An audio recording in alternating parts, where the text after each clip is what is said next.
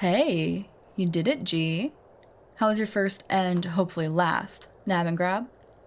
They're unharmed and in one piece, I see. I gather from the cursing and yelling that you didn't gag them before you put the bag over their head. God forbid we have to do this again, but if we do, we should invest in gags or some sort of knockout gas. Make a note of that. All right. I get that this is very shocking for you, but I'd really appreciate it if you could calm down with the insults. Criminals have feelings too. Believe me, I have nothing against you personally, and we're going to try to make this as painless as... You're not the governor's kid. Giacomo? This is not the governor's kid we were trying to ransom. Who the fuck is this? Excuse me just a second, doll. This is the picture I showed you from last week's newspaper. Look at it next to this civilian you've got tangled up in our business. They look nothing alike. How did you possibly mix them up? Bud, what's the point of us giving you a health plan including vision if you're not going to use it?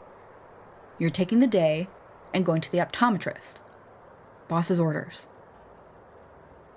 Before your nearsightedness gets you and me killed. All right. How are we going to take care of you? No, we're not going to kill you. I don't know what sort of Godfather-esque dark romance stuff you've been reading or watching, but organized crime is a fairly tidy process nowadays. Making people sleep with the fishes is costly and messy. Me and mine mostly exclusively work in money laundering and counterfeiting. This, admittedly, is a bit of a special case. See, our local governor, running for re-election based on his staunch Christian family values? Yes, the one with the ill-fitting suits. I'm always saying that the man doesn't know how to dress. You know what he does know how to do? Woo his way into sweet, unsuspecting women's hearts and beds without telling them he's married. Sweet, unsuspecting women like my widowed Auntie Nina, who thought she was getting a second chance at love and got nothing but an NDA and a frankly insulting amount of hush money. I fucking know, right? So you see why this is a special case. Why we had to make this personal. And see how he likes people he loves not being treated like they deserve. Or rather, we tried to. Where did we go wrong there, by the way?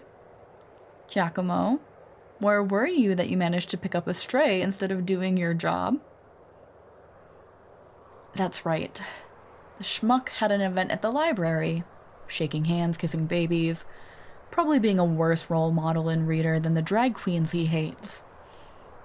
I thought it was closed to the public. That's why we planned the kidnapping then. Are you on his campaign team, doll? Because I hate to break it to you, your boss is a fucking asshole. You're a librarian? You kidnapped a librarian? You are fucking killing me, man. What are you gonna do next? Roll a nurse and kick us down to a lower circle of hellfire and brimstone? Do me a favor and go out and start the car, please, so we can try to get some good karma back. Sorry about all this. Let's get you untied and out of this stinking warehouse and back home. Of course we're gonna take you home, doll. Safe and sound. You've suffered enough because of me and my cousin out there. And keeping you quiet the old-fashioned way wouldn't benefit us at all. Like I said, I like my crimes like I like my money. Untraceable and unbloodied. Hand to God. Besides, I'm a mobster, not a monster. Libraries are an important part of the community, and I appreciate people like you who keep them running as best as you can. I might even want to stop by and say hello if that's all right with you. Because I think you're interesting. I'll grant you, it's partly because I'd rather you not snitch to the feds, but mostly because I'd like to see you again. In the past 2 hours, you've had a sack thrown over your head, been manhandled into a van, strapped to a chair, and left to stew in fear in a cold, dank warehouse of God knows what. In those 2 hours, you haven't lost your cool or nerve even once. You didn't cry, beg, or scream. You cursed me out, called me words I won't repeat in your polite company, and did a real number on my associate if him limping out of here is any indicator. I can't say I meet someone like you often, even in my line of work. You're giving me, a seasoned criminal, terms and conditions. Oh, I like you. Alright, doll, I'll bite. I'm invested. What must I do if I want to come see you at work? No more illegal activities on library grounds. That's a fair enough ask. And the second thing?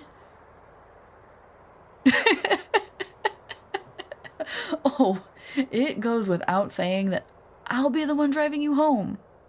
I love G, I do. But I wouldn't trust him to navigate us out of a paper bag at this point.